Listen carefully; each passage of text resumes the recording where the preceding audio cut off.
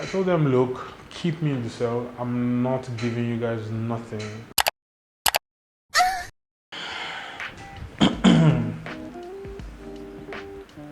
Focus.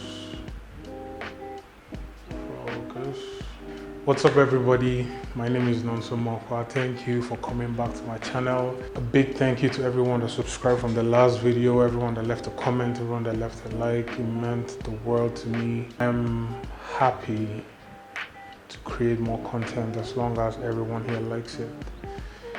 My baby has encouraged me to do more story time, and I have one very interesting one for you. I don't know how interesting it will be if you're not really Nigerian, but Nigerian and Filipino. This, from the title, you already know what I'm about to talk about. This was the time that I confronted a Filipino senator about my tattoos. That first sentence, if you're Nigerian, you should know how that's basically life-threatening in this country if you try to do anything like that. So I'm going to give you like a short brief.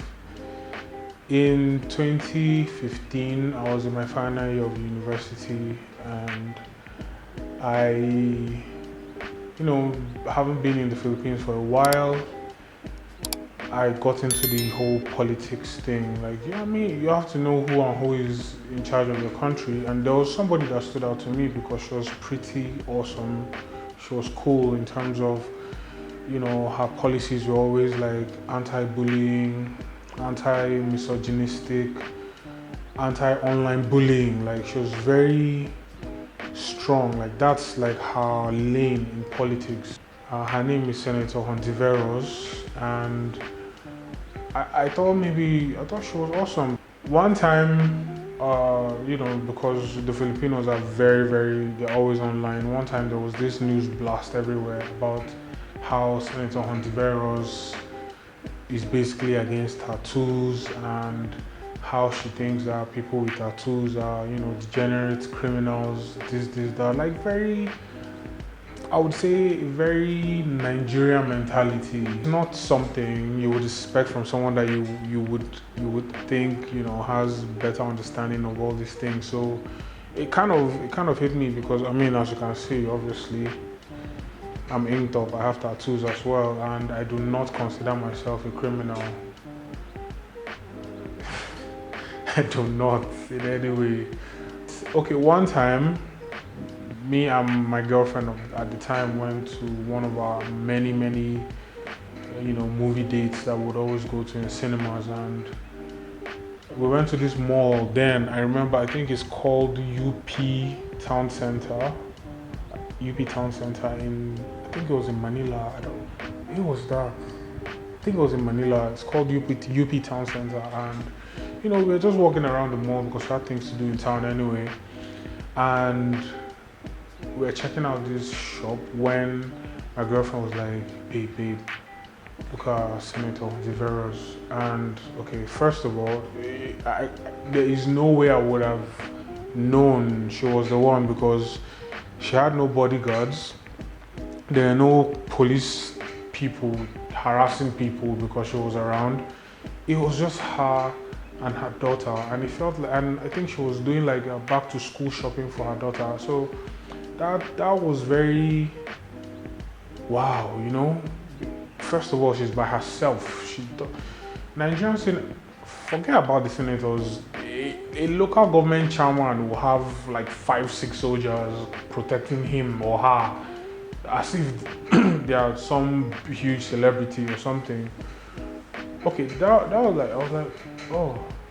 And my girlfriend at the time was also a big fan of Senator Hontiveros. So what happened was, like my wife will tell you, I'm impulsive about a few things. Like, I just decided, okay, I needed to go ask her a question. My ex-girlfriend was like, "Yo, what are you doing?" I said, "Hang on." And I walked up to her like, "Hi, Senator Hontiveros, ma'am. My name is Nonso Mokwuah.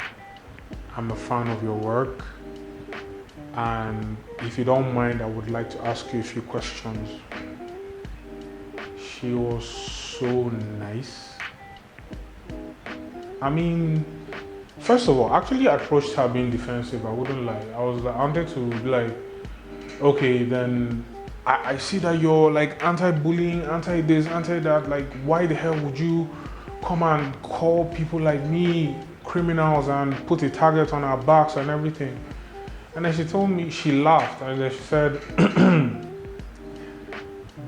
there was no way she put that out, that she'd never said anything like that, that it was some kind of smear campaign from her opponents to make her look bad in the eyes of young people. And that made all the sense in the world. Like, she was like, she has no problem with tattoos. People that have tattoos does not equal being criminals. She's never said anything wrong about tattoos, that was fake news, that she has her team currently trying to work to dispel that and everything. I don't think anybody understands how important or how serious or how important it was to me, because first of all, if I can't approach anybody of any high office in Nigeria. If I ever did that with the way I look, I have my hair cut, I have earrings, I have tattoos, it doesn't matter if I'm well spoken. Just the fact that you go to ask a Nigerian anything, whether senator, house of rep, governor, doesn't even matter, local government chairman, first they'll insult you, insult your mother, insult your father, and then they'll probably order the soldiers around to shoot you because they felt insulted. Why would you come to ask them a question? That woman understood that being in office means you're answerable to the people. She took her time to talk to me, and her daughter too was so respectful. Do you even understand how the kids of politicians in Nigeria behave? Yikes. And I don't know about, I won't say, okay, every politician in the Philippines is a saint, but that woman, she really opened my eyes to, man, people can actually be in power and not be stupid, and not be mean, and not be incredibly, and not have God complex, like they're better than everybody. This woman took the time to talk to me. Number one, I'm a stranger. I approached her while she was talking to her daughter, and while she was taking care of her family, and I'm a foreigner, and I'm black, I'm big, I look threatening to some people. And she spoke to me in the nicest way possible. The reason why I'm telling this story is because not up to 2.5 years later, when I came back to Nigeria, I was arrested in Lagos because I had tattoos. Mind you, I was coming back from a business meeting. Because I took off I'm very comfortable in like sportswear, like my tank top, t-shirts and hoodies. I took off after the meeting. Lagos was hot, so I took off my suit and everything, put in my backpack, and I wore my hoodie, which was comfortable for me. And I started trying to make my way home because I didn't know Lagos as much at the time. And these cops in like a bus stopped and told me, who are you? Why are you? I'm like, I tried to explain to them. They told me to give them my phone, and they started trying to, you know what's crazy? They couldn't even operate the phone. They were that dumb. They didn't even know how to operate a simple Samsung Galaxy 6. It wasn't even super encrypted. I opened everything for them, and they just started scrolling, and then what stopped, when they started trying to get into my DMs, was when I snatched my phone back. I'm like, I have privacy. You can't go through all my stuff and all my pictures. And then they got angry. They're like, take off your shirt right there in the middle of the road. I'm telling you, this is a highway. I took off my shirt. They saw my tattoos. I'm like, yes, you're a fucking criminal. You're a Yahoo boy. You're this, you're that. Get into the car. I said I wasn't going to. They cocked the gun like they would shoot me here. And yeah, they could. They could have. I got into the bus. the other people being arrested, and they took me to the station and they tried to extort me for 400,000 naira. I told them, look, keep me in the cell. I'm not giving you guys nothing. You can't prove that I'm a criminal. I have my company, everything in my backpack, my laptop. I had a copy of my appointment letter in my bag. All of that, and they saw it. And what they do is, there's always one person that is going to try to, stress you out, or like try to annoy you so you get annoyed and talk back, and then they'll try to lead you into all these traps. I don't fall into any of that. Once I know, I reckon, because I always keep an eye out for that one person. Once I know that, okay, like this guy is the stressor, he's the one that is going to try to piss me off and get me to react, I turn away from him and face someone else. And he continues to get angry because I'm not paying him any attention, and I try to talk to someone else. By the time you do that for a good 1 hour, the guy gets angry, gets tired, and walks away. Should I mention that they were all drunk? 100%. All of them were all drunk. Their breath all smelled like alcohol and everything. At the end of the night, they told me, okay, fine, let me find them something, find me something, make I drop like 100K. I'm like, you didn't find anything on me. I'm not a criminal. You still want me to pay you 100,000 naira for what? For you wasting my time? At the end of the day, I gave them 1,000 naira just to let me go.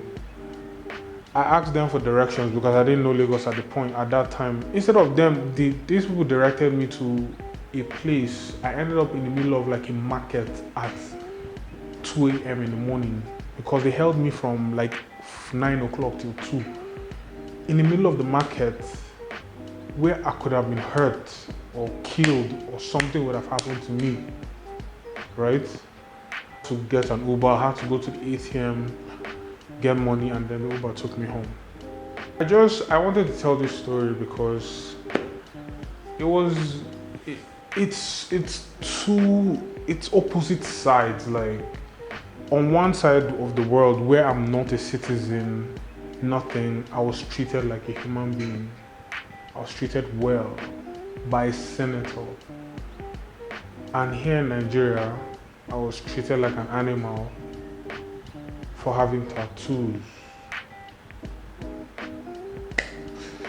Anyway, take away from this story what you will.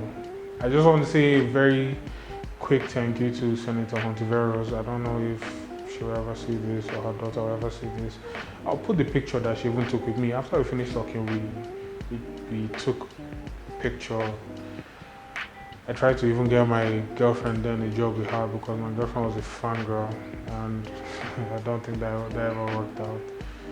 And even her daughter too was pretty nice. She was very respectful. It's something you don't see here, to be very honest.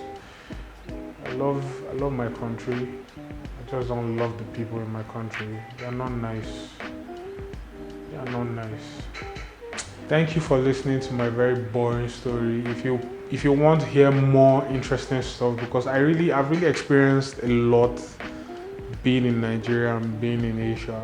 It's culture shock, crazy stories, which I don't even think I can tell here because I'm married now.